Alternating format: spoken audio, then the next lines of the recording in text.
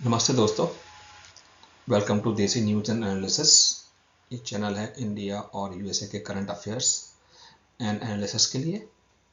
News जो सिर्फ headline नहीं, इम्पैक्ट बताती है। मैं एक भारतीय हूँ, यूएसए में रहता हूँ, तो भारत को समझता हूँ अपनी रूट से और अमेरिका को देखता हूँ सिस्टम के अंदर से। आज का हमारा फोकस चाइना है और ये वीडियो दो पार्ट में है। पार्ट वन जिसमें हम फोकस करेंगे हिस्ट्री एंड टुडे, कहाँ है चाइना, और उसके बाद हम फिर आगे बढ़ेंगे। Chapter one, history. Let's try to understand history of China. तो यहाँ पर मैंने चाइना की हिस्ट्री चालू की है 14th सेंचुरी से। इसका मतलब नहीं है कि चाइना जैसी कोई चीज़ 14th सेंचुरी से पहले नहीं थी। ये उससे बहुत पहले से है, करीब 2000 साल से है। लेकिन आज का जो संदर्भ है, आज का जो कॉन्टेक्स्ट है, उस हिसाब से 14th century I think is sufficient for us to know जो मॉडर्न चाइना है आज का। उस वक्त वहाँ पे मिंग डायनेस्टी थी, और जो चाइना था, जो आपको पीला हिस्सा दिख रहा है मैप में, राइट, नीचे राइट हैंड बॉटम में, ये था चाइना, राइट, यही है चाइना, राइट। उसके ये पड़ोसी थे मंचूरिया, मंगोलिया, सीकियांग, जैसे जिनजियांग भी बोलते हैं, तिब्बत, राइट। फिर हिंदुस्तान था, नेपाल, भूटान, ये सब और देश थे, कोरिया था। तो ये चाइना जो था पीला वाला हिस्सा था, और यहाँ पे जो राज करती थी वो मिंग डायनेस्टी थी। और उस 14th सेंचुरी में एक चीज हुई कि मिंग डायनेस्टी का जो नया राजा आया वो बहुत ही फोबिक था, मीन्स दूसरे जो नॉन चाइनीज थे उनको पसंद नहीं करता था। और उस वक्त चाइना की जो नेवी थी, navy and merchant navy, means उसके जो कमर्शियल शिप थे, दुनिया के सबसे शक्तिशाली थी। उसको बाहर के लोगों से संपर्क नहीं रखना था, तो उन्होंने वर्चुअली अपने जो नेवी थी और जो शिप्स थे उनमें आग लगा के उन्हें नष्ट कर दिया, और किसी भी तरह का व्यापार बाहरी दुनिया से बंद कर दिया गया, right. System close, country close है, जो पीला वाला हिस्सा है, किसी से नहीं होगा। इसके इसके कारण वहां पे उसका डिक्लाइन चालू हुआ। उस दौरान भी चाइना में एक एग्जाम हुआ करता था, जो उसके जैसे सेंट्रल लेवल पर इंपीरियल एग्जाम बोलते थे उसे। और उस एग्जाम का मतलब जरूरत होती थी कि जो भी देश में नए लोग लगने हैं, अधिकारी राजा के, राइट, उसके कोर्ट में, उसके दरोगा, टैक्स वसूल करने वाले, राइट, उस तरह के लोग, उनको वो एग्जाम पास करना पड़ता था, और जब वो लगते थे। लेकिन उस दौरान जब उन्होंने देश को बंद किया तो उन्होंने फोकस यहाँ के उस वक्त साइंस, मैथमेटिक्स, इंजीनियरिंग को छोड़ के उन्होंने कहा कि कोई पुरानी सभ्यता क्या थी, जो क्लासिक है, राइट, सोशल साइंसेस, उस पर फोकस करना चालू किया। वहां से चाइना का डिक्लाइन चालू होता है बहुत तेजी से। फिर क्या हुआ, 1636 के आसपास जो मंचूरिया में एक राजा था, क्विंग डायनेस्टी का, QING, उसने अटैक किया चाइना पे, और चाइना में से जो मिंग डायनेस्टी, उसको हरा दिया और वहां कब्जा कर लिया। उसने दुनिया से व्यापार चालू किया, बेसिकली यूरोप से, इंडिया से। उस वक्त चाइना अपने आप को, सब क्या हुआ, China China became proper China plus Manchuria. और इनके पास जब व्यापार चालू किया तो इनके पास ये एक्सपोर्ट सरप्लस थी। क्या एक्सपोर्ट करता था चाइना? सिल्क, मीन्स रेशम, चाय, पोर्सिलीन, जिसकी बहुत डिमांड थी, और उस वक्त ये लग्जरी आइटम थे। और चाइना कुछ भी इंपोर्ट नहीं करता था क्योंकि सफिशिएंट था। यहाँ पे जितना लोग खाते थे अनाज, वो अनाज पैदा होता था यहाँ पर। जो भी जानवर थे उनको मांस वगैरह दे देते थे, मछली के लिए समुद्री किनारा था, तो कुछ भी ये इंपोर्ट नहीं करता था, सिर्फ एक्सपोर्ट करता था। इसके कारण क्या हुआ, उस वक्त की जो शक्तियां थीं यूरोप में, इंग्लिश एंड फ्रेंच, उनका पैसा धीमे धीमे चाइना में आने लगा। इससे उनको तकलीफ चालू हुई। तो उस वक्त तक इंडिया में कुछ 1839 के आसपास इंडिया पे यूके ने कब्जा करना चालू कर दिया था और यहाँ पे ओपियम की अफीम की खेती चालू की और उसको चाइना को एक्सपोर्ट करना चालू किया। राइट, उसके कारण क्या हुआ, चाइनीज लोग अफीम के आदी होने लगे, धीमे धीमे वहाँ पे समाज बिखरने लगा। लेकिन जो ब्रिटिश थे उनको अपना पैसा दिख रहा था कि वो लोग मरे मरे, हमें क्या फर्क पड़ता है, एडिक्शन फैलता रहा। यदि आप देखेंगे ब्रिटिश लोग अपने देश में इंपोर्ट नहीं करते थे अफीम को, सिर्फ वो चाइना भेजते थे जैसे कि वहां पर लोग अडिक्ट हों। Right, smart move by British, but very British. Right, दूसरे को बर्बाद करो और खुद मजे करो। चाइना का जो राजा था उसने उसको रेजिस्ट किया, जो कि क्विंग डायनेस्टी का था। उसने कहा कि नहीं ये मत करो, और लड़ाई हुई और भयानक लड़ाई हुई जिसमें कि चाइना प्लस मंचूरिया हार गए। और उस हार के बदले यूके ने बोला, ब्रिटिश बोला कि भैया हमें इसके बदले में पैसे दो, रिपरेशन दो, जो हमारा खर्चा हुआ है, हमारा जो युद्ध में लोग मरे हैं उसके बदले में हमें पैसे दो। Millions of pound at that time, जो कि आज की तारीख में billions, hundreds of billions dollar बनेंगे, वो उन्होंने चाइना से वसूले। और वहां पर सैनिकों ने, ब्रिटिश सैनिकों ने लूट मचाई, गलियों में लोगों के घर लूटे, वहां पे जो उस वक्त के मंदिर थे, म्यूजियम थे, जो भी कुछ सरकारी बिल्डिंगें थीं, उन सबको लूटा गया। वहां से उनके ऐतिहासिक जो मूर्तियां थीं, फोटो थे, उन सबको लूटा गया और उनको ब्रिटेन में लाया गया। टिपिकल ब्रिटिश कल्चर, राइट, लूट खसोट। इसके चलते वहां पर एक, और इसी दौरान उसके देखा देखी जो फ्रेंच थे उन्होंने भी चालू किया, वहां पर जापानीज ने चालू किया। तो जो चाइना था और प्लस मंचूरिया, वो बेसिकली छोटे छोटे एनक्लेव बन गए जापान के, ब्रिटेन के और फ्रांस के, और जो आपस में लड़ते रहते थे और वहां से लूट खसोट करते रहते थे। इसके दौरान, इसके चलते वहां पे जो चाइनीज जनता थी, means Janata of proper China and Manchuria, उनमें विद्रोह चालू हुआ और उन्होंने एक 1911 में एक रेवोल्यूशन हुआ जिसे जिनहाई रेवोल्यूशन बोलते हैं। और वहां पे रिपब्लिक, और जिसने कि जो किंग डायनेस्टी थी उसको हटा दिया और रिपब्लिक ऑफ चाइना को एस्टेब्लिश किया। लेकिन तब भी देश बटा हुआ था छोटे छोटे टुकड़ों में। राइट, कोई ऐसा नहीं था कि क्योंकि हम कोई चाइनीज हैं या कोई नेशनल आइडेंटिटी कोई, और जो लोग अमीर थे वो भयानक अमीर थे, जो गरीब थे बिल्कुल गरीब, उनके खाने के लाले पड़े हुए थे, भुखमरी फैलती थी, अकाल फैलता था, लोग मरते थे लाखों में। राइट, इसी दौरान रशिया में, और उस वक्त रशिया में कम्युनिस्ट आए और वो यूएसएसआर बना। उसने सोचा कि ये चाइना बिल्कुल बढ़िया जगह है, यहाँ पे फैलाया जाए। तो उन्होंने मंचूरिया से चालू किया, वहाँ पे कम्युनिस्ट पार्टी बनाई और उसको फैलाया पूरे चाइना में, मीन्स प्रॉपर चाइना, मंचूरिया में, मंगोलिया में भी फैलाया। और वहाँ से चालू हुआ ये 1911 में, और धीमे धीमे पूरे देश पे उन्होंने कब्जा किया, मंचूरिया और part of Mongolia and proper China में। और क्या बनाया उन्होंने बनाया आज का मॉडर्न चाइना नहीं, लेकिन चाइना पे कब्जा किया उन्होंने। राइट, कम्युनिस्ट पार्टीज ने टिल 1949 वो लड़ते रहे। राइट, और जो आरओसी गवर्नमेंट थी, रिपब्लिक ऑफ चाइना गवर्नमेंट, वो हार कर भाग गई ताइवान में। राइट, ये टिल 1949 तक हुआ। फिर अब बात करते हैं 49 से 79 के बीच में क्या हुआ। 49 के बाद बेसिकली सिविल लॉ कहते हैं कि खत्म हो गई। जो आपको दिख रहा है लाल हिस्सा, इस पर कम्युनिस्ट का हो गया, people Republic of China, PRC बनी। राइट, और जो बाकी रंग हैं अभी भी वो उन पर कम्युनिस्ट नहीं थे, और धीमे धीमे उन्होंने कब्जा किया।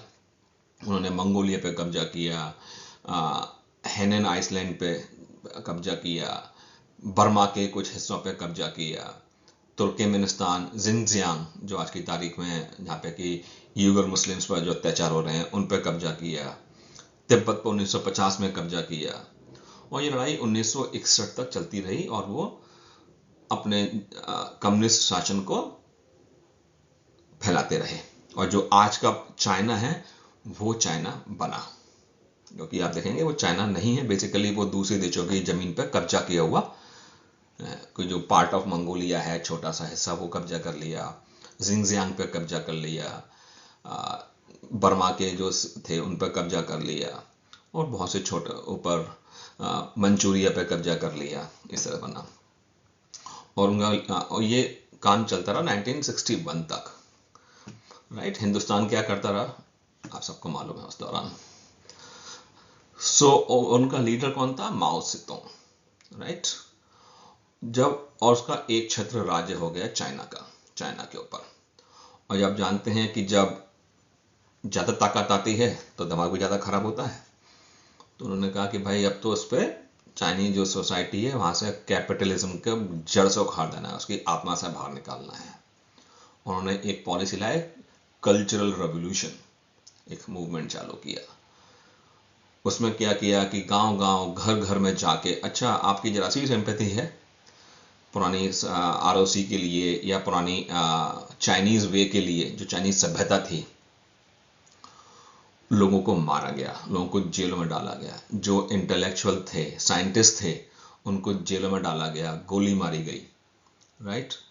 और करीब 1 से 2 मिलियन, मतलब 10 से 20 लाख लोगों को मारा गया, और करीब 1 करोड़ से लेके 2 करोड़ लोगों को जेलों में डाला गया, राइट। वो जेलों में कितने लोग मरे इसका कोई रिकॉर्ड नहीं है। और वो जेल ऐसी नहीं है जैसे आप देखते हैं मॉडर्न जेल। वो जेल मीन्स ठंडे प्रदेशों में डाली गई और लोगों को ठंड से मरने के लिए। और कम्युनिस्ट में एक बड़ा वो है कि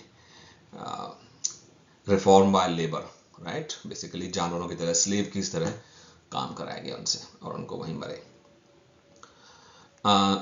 थैंकफुली माओ चला गया 1976 में, ही डाइड। 1978 में जब डेंग जियाओपिंग, इन 2 सालों में और काफ़ी लोग आए लेकिन ये मेन बंदा आया 1978 में, डेंग जियाओपिंग। और उसने रियलाइज़ किया कि ये सही नहीं हो रहा है, और उसने धीमे धीमे जो कल्चरल रेवोल्यूशन की जो आइडियोलॉजी थी उसको डिसमेंटल करना चालू किया, राइट। ये 1978 में चल रहा है। जब माओ का शासन था 1971 में, उसी वक्त रशिया और जो नॉट रशिया, उस वक्त यूएसएसआर और चाइना के बीच में डिफरेंसेस आने चालू हो गए, राइट। 2 कम्युनिस्ट हैं, यू कैन अंडरस्टैंड उनमें क्या हुआ, उनमें डिफरेंस चालू हुए और कहा कि नहीं भाई हम आगे लड़ाई करेंगे, और इसका यूएसए ने फ़ायदा उठाया। तो 1971 में जो यूएसए के एनएसए थे, हेनरी किसिंजर, वो वाया पाकिस्तान सीक्रेटली उन्होंने विजिट किया चाइना को। और 1972 में जो उस वक्त के यूएसए के प्रेसिडेंट थे निक्सन, उन्होंने विजिट किया। Basically whole idea of USA was to separate this USSR and China, so we can USA can play with China against USSR. और 1979 तक आते आते उन्होंने कहा कि नहीं, जो लेजिटिमेट गवर्नमेंट है चाइना की वो पीआरसी है, people Republic of China, communist, ना कि आरओसी जो कि ताइवान में बैठी हुई थी, राइट। ये 1979 तक हुआ। अब आते हैं आज का क्या है, आज के चैप्टर 2 में आज क्या है चाइना, मीन्स 1980 से लेके आज तक। सो उस वक्त जो कम्युनिस्ट पार्टी है, लेट अस अंडरस्टैंड कि कम्युनिस्ट पार्टी का रूल कैसे चलता है। तो हम जानते हैं कम्युनिस्ट पार्टी का रूल है, सिंगल पार्टी रूल है, and is a dictatorship. Nobody should consider कि ये कोई डेमोक्रेसी है, ये डिक्टेटरशिप है वहाँ पर कम्युनिस्ट पार्टी की। टॉप पे कम्युनिस्ट पार्टी है, और वहाँ के हर स्टेट में एक है national people's congress, NPC, right, जो स्टेट लेवल पर हैंडल करती है मैटर्स को, राइट। और ये एनपीसी जो है वो ड्राइव होती है सीपीसी से ही, right, means communist party of China. और ये इनकी लेजिस्लेटिव बॉडी है स्टेट लेवल पर।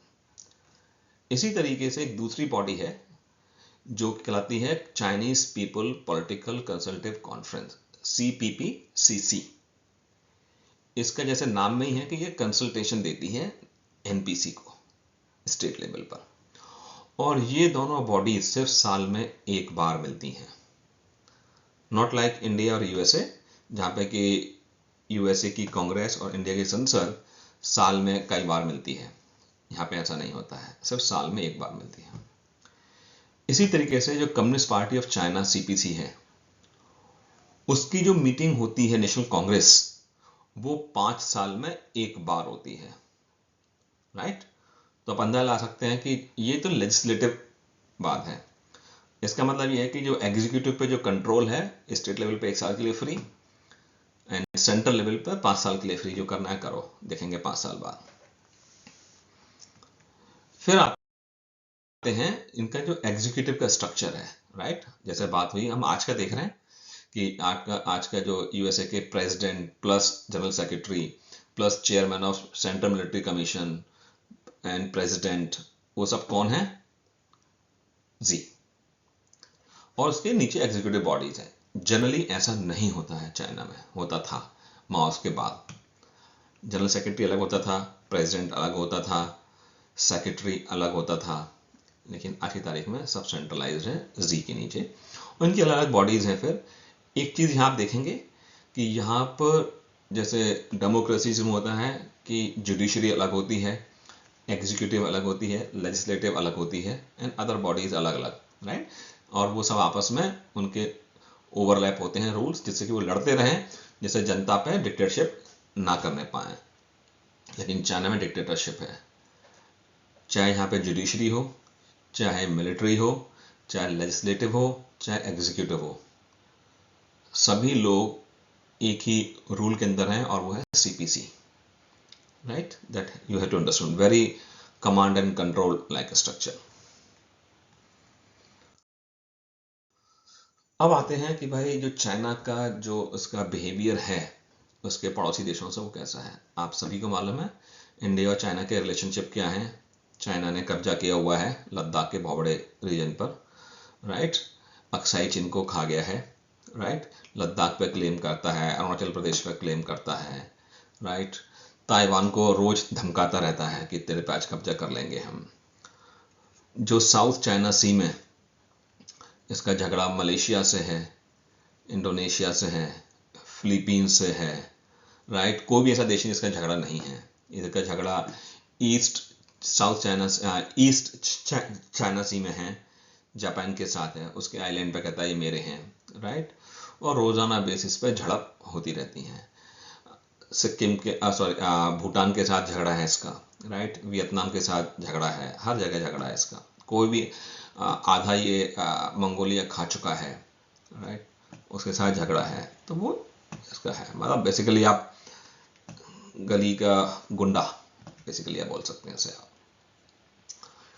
और इन्होंने एक बनाई है 10 लाइन। बेसिकली कहता है कि आप देखेंगे जो मैप में नीले रंग की एक डैश लगे हुए हैं, ये सब मेरा है। बेसिकली दूसरे देशों की कोई समुद्र नहीं है, सारा समुद्र मेरा है, राइट।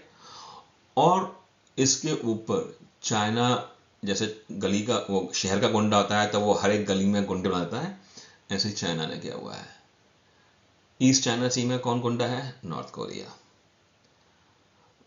साउथ एशिया में कौन गुंडा है इसका? पाकिस्तान। नीचे साउथ चाइना सी में कौन गुंडे हैं इसके? कंबोडिया और लाओस, जो अपने पड़ोसियों की नाक में दम करते रहते हैं चाइना के बिहाफ पे, right. It's typical very gangster like behaviour. अब आते हैं भाई, चाइना एक इकोनॉमिक सुपर पावर है। लेट्स अंडरस्टैंड कितनी बड़ी सुपर पावर है। चाइना की इकोनॉमी 18 ट्रिलियन डॉलर की है आज की तारीख में लगभग, राइट। यूएसए की करीब 30 ट्रिलियन डॉलर है फर्स्ट नंबर पे। इंडिया की करीब 4 ट्रिलियन डॉलर है। तो अब लगा लीजिए डिफरेंस क्या है, 4 गुने से ज़्यादा का डिफरेंस है। तो इंडिया बहुत नीचे है हिंदुस्तान। 1984 से लेके आज तक यदि देखें एवरेज, चाइना लगातार 9.5% से ग्रो कर रहा है। कितने हो गए 84 से दिन? अब लगा लीजिए हिसाब कितने हो गए, 16 और प्लस 26, करीब 40-42 साल से लगातार ग्रो कर रहा है चाइना। तो चाइना की ग्रोथ आप देखेंगे, आप पिक्चर में देखेंगे जो नीचे ग्राफ लगा हुआ है कि 84 से सडन जंप है। कुछ 3-4 सालों से एक प्लेट्यू आ रहा है, उसके बारे में बात करेंगे, लेकिन still is impressive growth. Human history में इस तरह की कंसिस्टेंट ग्रोथ आज तक नहीं हुई है। चाइना ने कुछ तो फैंटास्टिक किया है, कोई और नहीं कर पाया अब तक दुनिया में। राइट, आज की तारीख में दुनिया का जो 30% मैन्युफैक्चरिंग आउटपुट है in terms of value, right, कहाँ से आता है? चाइना से। चाइना एक सरप्लस इकोनॉमी है। चाइना करीब सालाना 25.5 ट्रिलियन डॉलर का एक्सपोर्ट करता है और इंपोर्ट करता है 18.5। तो लगा लीजिए कितना फर्क आ रहा है, राइट। करीब 7 ट्रिलियन डॉलर का नेट पॉजिटिव है चाइना के लिए हर साल, और ग्रोथ पिछले साल अधिक लगाएंगे, इस साल की करीब 24 से 25 में 7 इतने सब लड़ाई झगड़े के बाद भी जो पिछले 2-3 साल से चल रहे हैं, 7.1% की ग्रोथ है चाइना के एक्सपोर्ट में, एक्सपोर्ट माइनस इंपोर्ट में। चाइना के अंदर जो FDI आ रहा है वो 107 बिलियन डॉलर का आ रहा है हर साल, 2025 की फिगर है ये। और जो आउटबाउंड FDI है, मींस जो चाइना की कंपनीज और सरकारें बाहर इन्वेस्ट करती हैं, वो 192 बिलियन डॉलर है।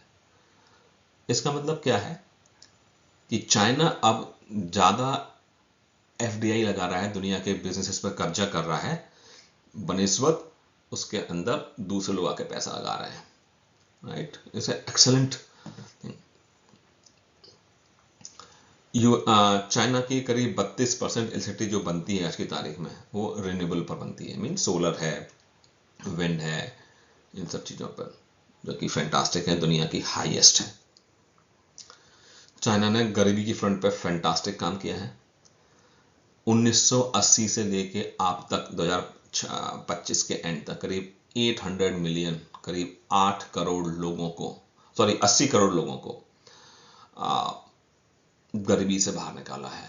1981 में करीब 81% चाइनीज जनता गरीब थी। आज की तारीख में 2024 की फिगर है लेस देन 1%, आप लगा सकते हैं अंदाजा। और GDP की ग्रोथ आप देखेंगे, इसी तरीके से आप देखेंगे पर कैपिटा GDP, राइट, ये भी लगातार ग्रो कर रही है। आज की तारीख में करीब 13-13.5 हजार डॉलर पर पर्सन है GDP। हिंदुस्तान में करीब ये 3,000 डॉलर है।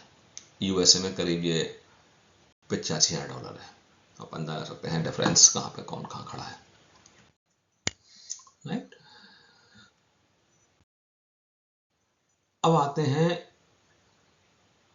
ऐसे नहीं कि सब कुछ अच्छा हुआ है चाइना में, राइट। कुछ एक चाइना की जो इकोनॉमिक फ्रंट पे कुछ गड़बड़ भी हुई है। चाइना की करीब 20 से 25% जो GDP थी और है, वो प्रॉपर्टी पर है, मीन्स घरों में बिल्डिंगों की वैल्यू पर है, जो कि 2024 में करीब 10% गिर गई।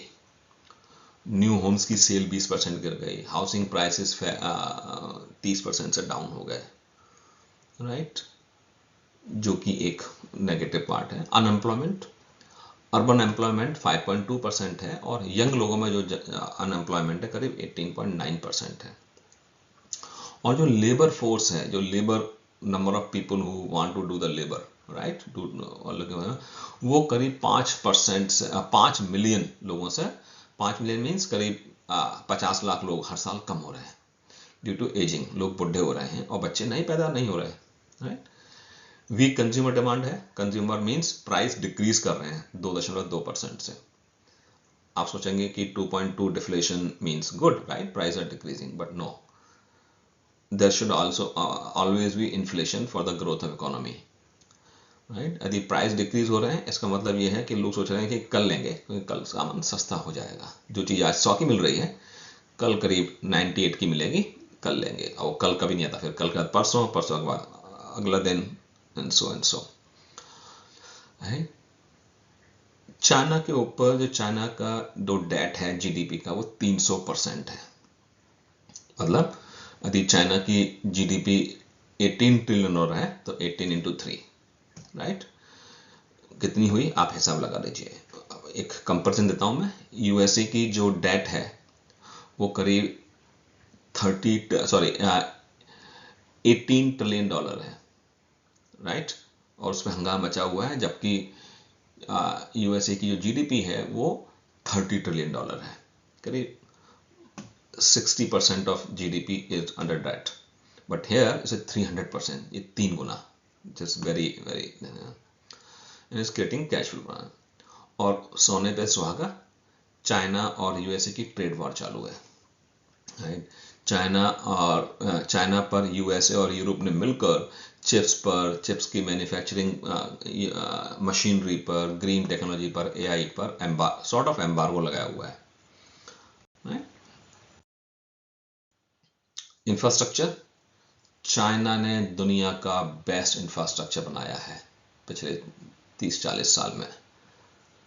यहाँ पे दुनिया की सबसे लंबी हाई स्पीड रेल नेटवर्क है, करीब 48,000 किलोमीटर, जो दुनिया का करीब 70% है। एक्सप्रेसवे हैं 183,000 किलोमीटर्स, रेलवे है 162,000 kilometre, right. Unimaginable, you can not, means दुनिया के किसी देश में नहीं है ऐसा। अर्बन ट्रांजिट सिस्टम, राइट, जैसे इंडिया में मेट्रो है, राइट। कितनी है? करीब 60,000 लॉन्च हुए हैं। दुनिया का बेस्ट और सबसे ज़्यादा कहाँ पर है? चाइना में है। Smart city initiative, right, 5G, AI, cloud connectivity, only not only this, right, sewer, water pipeline, internet, telephone, सब कुछ, राइट। ऐसा नहीं है कि पहले सड़क, शहर बनाया फिर सड़क खोद के सीवर डाल रहे हैं, नहीं, सब काम वेरी प्लान्ड। दुनिया के सबसे बड़े जो 10 पोर्ट हैं उसमें 7 कहाँ पर हैं? चाइना में। हमने बात की है रिन्यूएबल्स के बारे में। कंप्यूटिंग कैपेसिटी कितनी है? 300 एक्साफ्लॉप। एक्सा मीन्स एक के पीछे 12 जीरो। अब मतलब सोच नहीं सकते कि कितना इसका मतलब, human brain, at least my brain can not कंप्रिहेंड 300 एक्साफ्लॉप्स। 2024 में जो वेफर कैपेसिटी थी वो कितनी थी? करीब 21% of global, sorry for spelling, it should be, I have missed G. 27% of new fabrication units are coming in China, right. China के अंदर बड़े एयरपोर्ट जो हैं करीब 260 हैं, छोटे एयरपोर्ट हैं 100 हैं, और उनमें से 83 इंटरनेशनल एयरपोर्ट हैं। आप लगा लीजिए इंडिया में कितने इंटरनेशनल एयरपोर्ट हैं, उसका अंदाजा आप खुद आप लगा लीजिए, राइट। चाइना जो है करीब 1.1 टेरावाट सोलर इलेक्ट्रिसिटी बनाता है, राइट, जो कि दुनिया का 50% है, राइट। पूरी दुनिया भर की बनती है 2 टेरावाट, चाइना में बनती है 1.1 टेरावाट। हाइड्रो पावर, राइट, बांध बनाकर जो बिजली बनाते हैं, करीब 58.7 गीगावाट, जो दुनिया का 30% है। And on top of that करीब 200 गीगावाट अंडर कंस्ट्रक्शन है। आप लगा लीजिए बिजली किस हिसाब से बनाई जाती है, किस हिसाब से कितने बांध बन रहे होंगे, आप इसका अंदाजा लगा सकते हैं, राइट। करीब 3,000 बिल्डिंग हैं जो करीब जिनके 50 फ्लोर के ज़्यादा हैं। अब उनकी संख्या इतनी नहीं बढ़ रही है क्योंकि चाइना नहीं चाहता कि और ऊंची बिल्डिंग बनाई जाए, इसलिए उन पर थोड़ा सा रोक लगाया हुआ है। और belt and road initiative China ने जो लगाया है दुनिया भर में बनाने के लिए infrastructure to support Chinese growth, उसमें $1 ट्रिलियन अब तक इन्वेस्टमेंट कर चुका है 140 कंट्रीज में, इससे ज़्यादा में, पोर्ट्स में, रेलवेज में, राइट, रेलवे नेटवर्क में, ऑल दिस थिंग। अगेन उसमें कुछ प्रॉब्लम्स भी हैं, जब इतने बड़े स्केल पे काम होगा तो कुछ प्रॉब्लम्स भी आएंगी, but I feel these are the not big ones, but they are problems.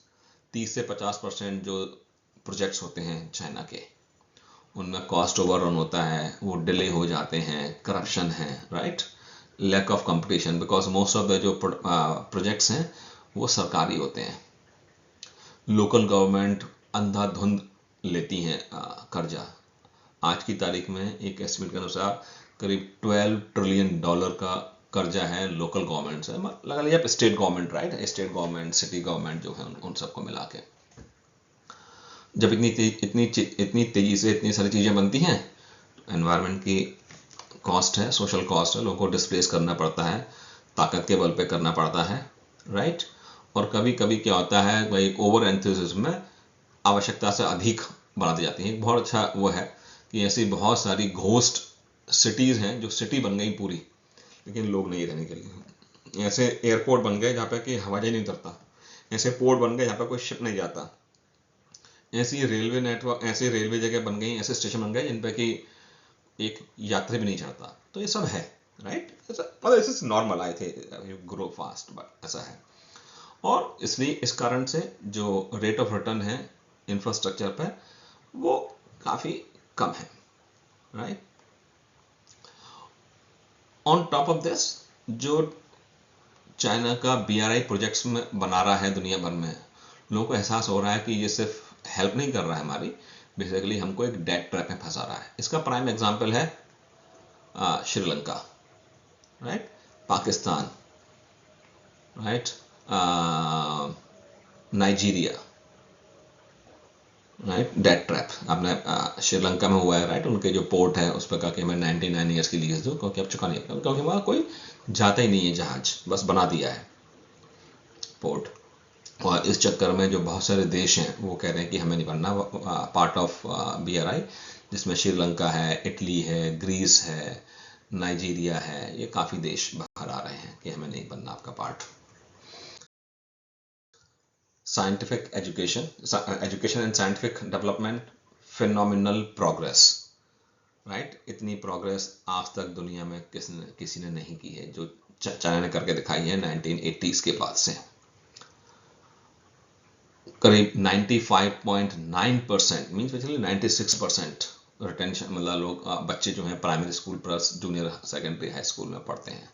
Literacy rate अब लगा लीजिए कितनी होगी। आज 2025 में करीब 13.35 million students registered for the gaokao, जो बेसिकली उनका नेशनल लेवल पर एग्जाम होता है कॉलेज में एडमिशन लेने के लिए, दुनिया में सबसे बड़ा होता है। वोकेशनल स्कूल्स में करीब 20 मिलियन स्टूडेंट हैं, पढ़ते हैं। Vocational student, those who want to understand from Indian context, is equivalent to ITI, not IIT, ITI, right? जहाँ पे आप प्लम्बिंग का, इलेक्ट्रिशियन, ये सारे कोर्स करते हैं और सर्टिफाइड होकर आप काम कर सकते हैं। एक चीज और कि चाइना ने फोकस किया है STEM एजुकेशन पर, means science, technology, engineering and mathematics, ना कि सोशल साइंसेस। STEM एजुकेशन पर फोकस किया है, राइट। तो वो करीब 3.625 मिलियन ग्रेजुएट्स निकालता है, जिसमें से करीब 1.3 मिलियन इंजीनियर्स होते हैं और 51,000 PhDs होते हैं, right. Again I repeat, these students not from the कि इंग्लिश में ग्रेजुएट हैं या सोशल साइंसेज में हैं कि इसमें नहीं, they are in science, technology, engineering and mathematics. 40% of the students, those who graduate in China, they are in STEM, right? और इसने चाइना की किस्मत बदल दी है इस फोकस ने, राइट। इसके अलावा चाइना दुनिया भर में, चाइनीज स्टूडेंट जो हैं पढ़ने जाते हैं दुनिया भर में, करीब 1.02 मिलियन चाइनीज स्टूडेंट जाते हैं पढ़ने के लिए, राइट। और वो भी STEM में जाते हैं, राइट। कोई ऐसा नहीं कि क्लासिकल स्टडीज में, नहीं, कुछ नहीं। इसका इम्पैक्ट क्या होगा? करीब इंटरनेशनल जो पेटेंट फाइल होते हैं चाइना से, कितने फाइल हुए 2024 में? 1.8 मिलियन।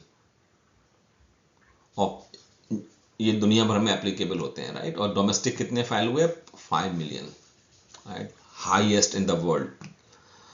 एक एग्जांपल है, 2024 में करीब 13,000 AI पेटेंट फाइल हुए चाइना के अंदर। 5.3 नई इन्वेंशन के लिए हुए हैं अभी तक, 2026 में अभी तक फाइल हो चुके हैं, राइट।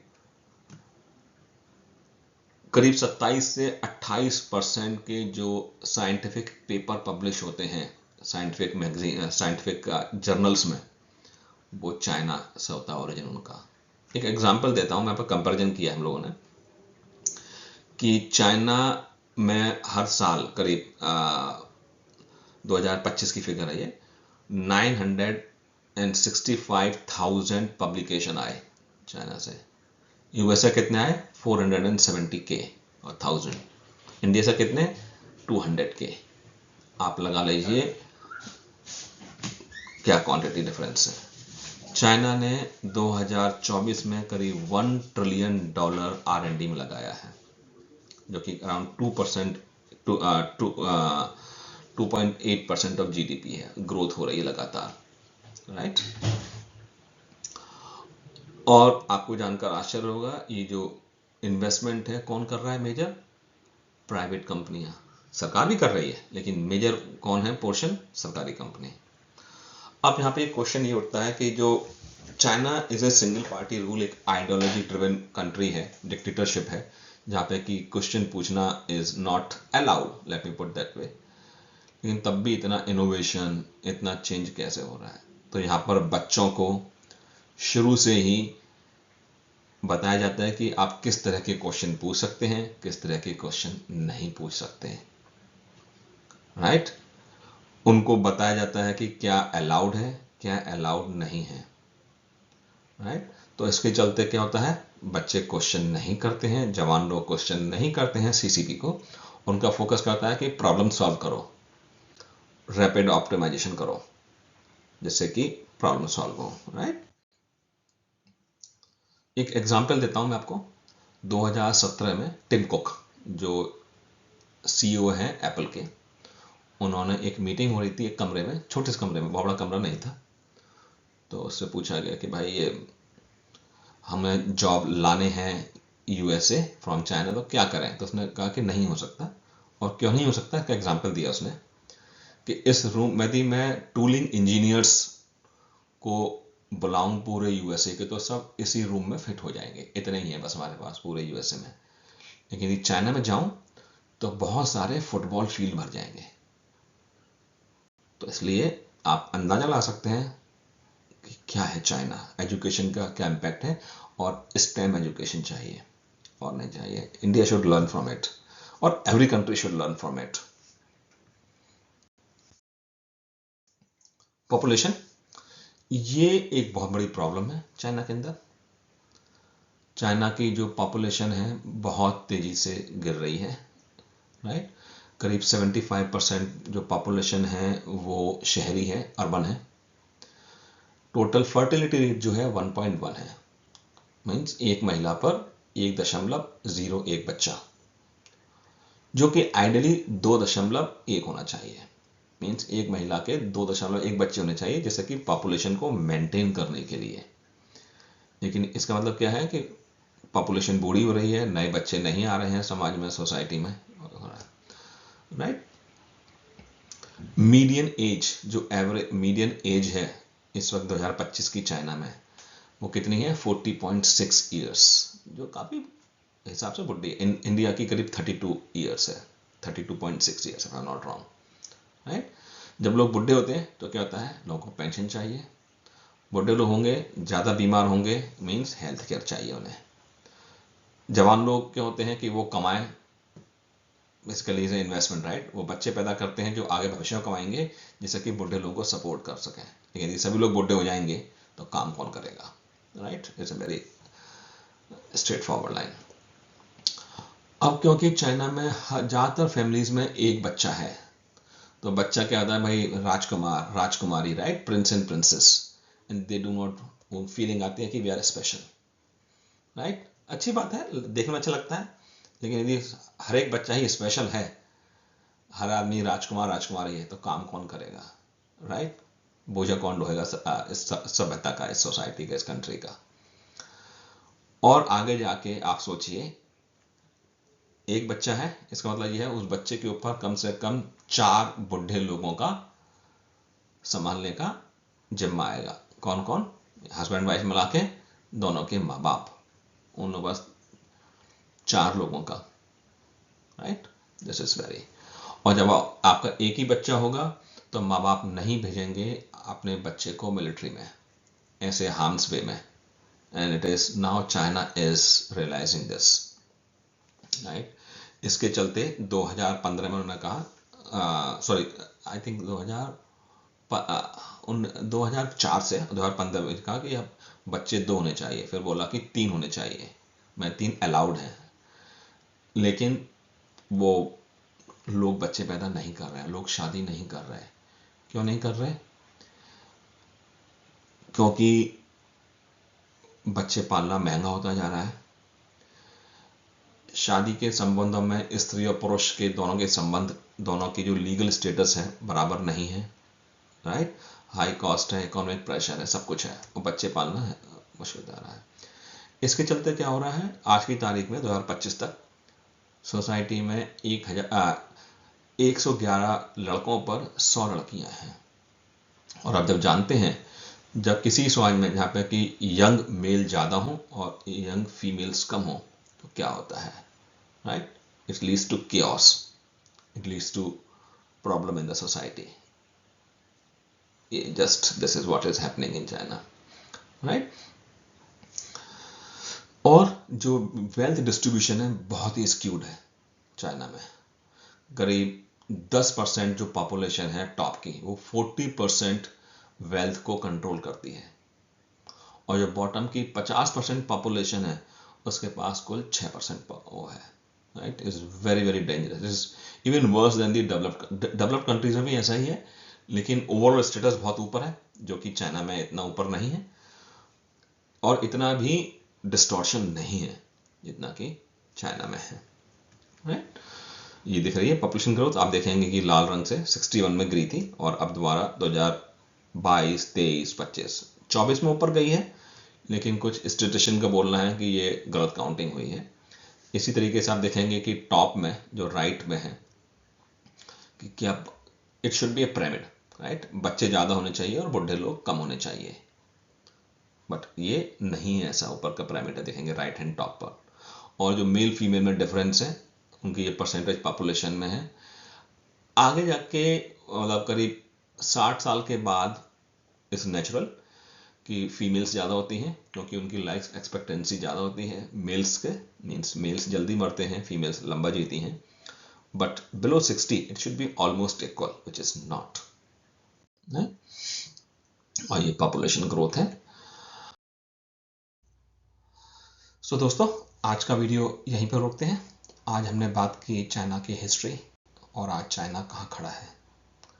हम इस वीडियो के पार्ट 2 में बात करेंगे कि चाइना यहाँ तक कैसे पहुँचा, इससे हम क्या सीख सकते हैं, और क्या दुनिया को चाइना से डरना चाहिए।